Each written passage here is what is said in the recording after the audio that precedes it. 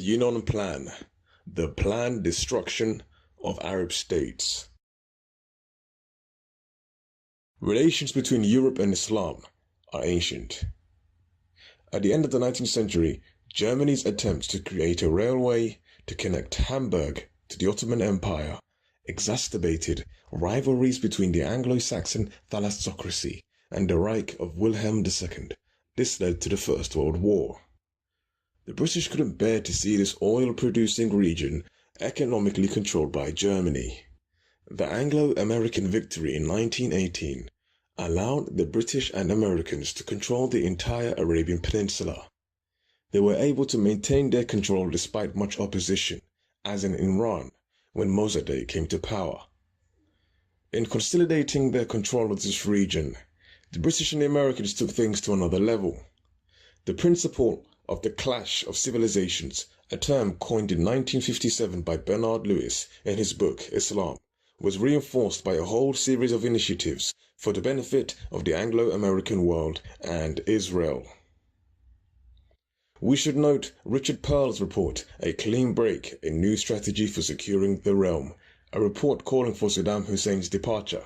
In addition, we have the article written by Ralph Peters, calling for the balkanization of Muslim states. It is the article written by Oded Yinon that comes to mind, former official at the Israeli Ministry of Foreign Affairs, which is the most hard-hitting.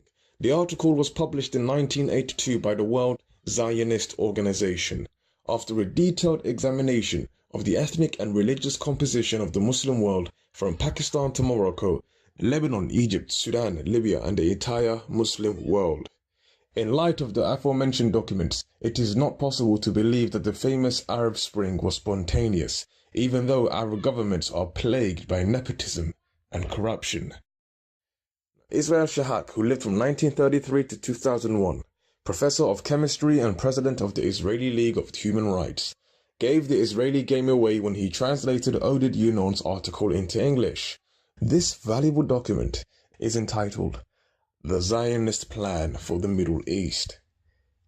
This document accurately details the policy advocated by Oded Yinon and how it fits into the Zionist strategy. The booklet states, this essay originally appeared in Hebrew in Kivunim. This document highlights the fact that the desire to disintegrate Arab nations was programmed some time ago, and this is why this document is so valuable. In his foreword, Shahak quotes Zev Schiff, defense correspondent for the Israeli newspaper Haaretz, who stated on the 2nd of June 1982 that the best thing that could happen to Israel would to see Iraq broken up into free zones. Current events in the Arab world should fill some Israelis with joy. The policy of disintegration also calls for a greater Israel, which was the wish of the founding fathers of Zionism. This is demonstrated by the map included in the document, showing the borders of the Jewish state stretching from the Nile to the Euphrates. One thing is certain, such a policy can only lead to Arab and Israeli conflict. Could this be the price to pay in order that some can achieve a new Garden of Eden in the future? The number of plans made by Israeli Anglo-Saxon policy research centers to restructure the countries of North Africa and the Middle East has grown steadily over the years. Indeed, we can compile a list of the works and the secret meetings which have accumulated over a century. Arguably, these geographical realignments began in 1916 during World War I with the Sykes-Picot Agreement, which paved the way for the dismantlement of the Ottoman Empire and the allocation of the territories to the British and French colonial powers.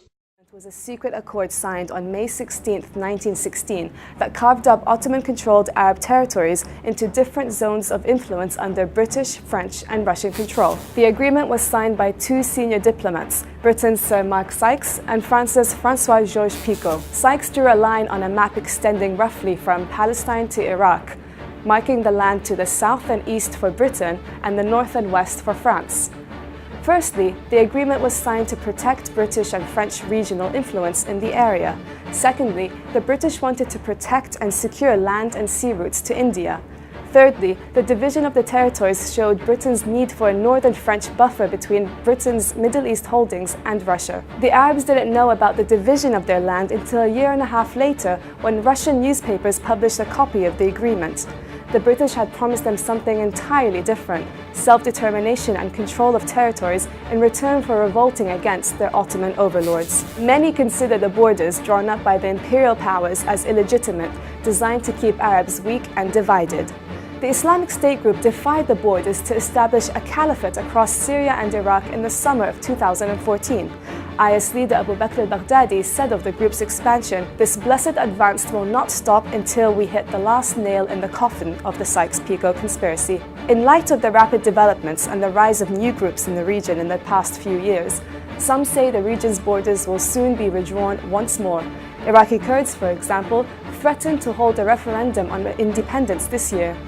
Yet in the current state of turmoil, it is highly unlikely that new borders would bring stability. Britain grabbed the lion's share when it took Iraq and Kuwait, countries rich in oil and gas. The Balfour Declaration took one step further in this direction. The British government opened the way to permanent conflict in the region when, in collaboration with Chaim Weizmann, president of the Zionist Federation and Israel's first president, it recognized the Jewish homeland in Palestine. This policy, it is worth noting that the Balfour Declaration should be really named after Alfred Milner, right-hand man to the cosmopolitan Cecil Rhodes, as revealed by Carroll Quigley in his book, The Anglo-American Establishment. A new chapter was opened in relations between the Arab and Talmudic Jewish world, following the Quincy Pact in 1945 and the creation of Israel in 1948. The wars between Muslim countries and Israel, supported by the Anglo-Saxon powers, have led to the creation of new concepts, such as the clash of civilizations, developed by the Middle Eastern scholar Bernard Lewis in his book Islam, working in collaboration with the American geopolitical analyst Zbigniew Brzezinski. He developed a theory which pushes for the disintegration of the Muslim world, or the Arc of Crisis, a plan outlined in Time magazine, 15 January 1979. In a similar vein, we again find plans for the dismantlement of Arab nations in the Oded Yinon report.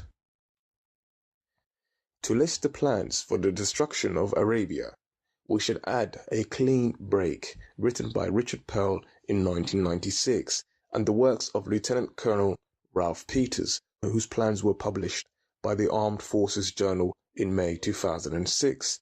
The latest version of the plan, written by Robert Wright, appeared in the New York Times on the 28th of September 2013, working in America's most prestigious intellectual institutions. This champion of the cause, who is the public face of a scheme supported by the institutions of what Donald Trump calls the deep state, continues the work of his predecessors to break up Libya and the Arabian Peninsula into distinct ethnic and religious enclaves. In this map, Robert Wright shows how 5 countries miraculously become 14, explaining that the state borders could easily be changed as a result of wars and ethnic conflicts.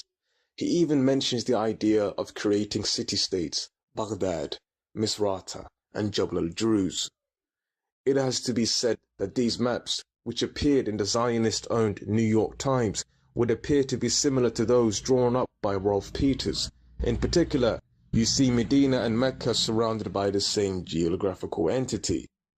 Ultimately, the most important point about these documents is that they prove that these Israeli and Anglo-Saxon policy pressure groups have no intention of letting go of their insane ambitions.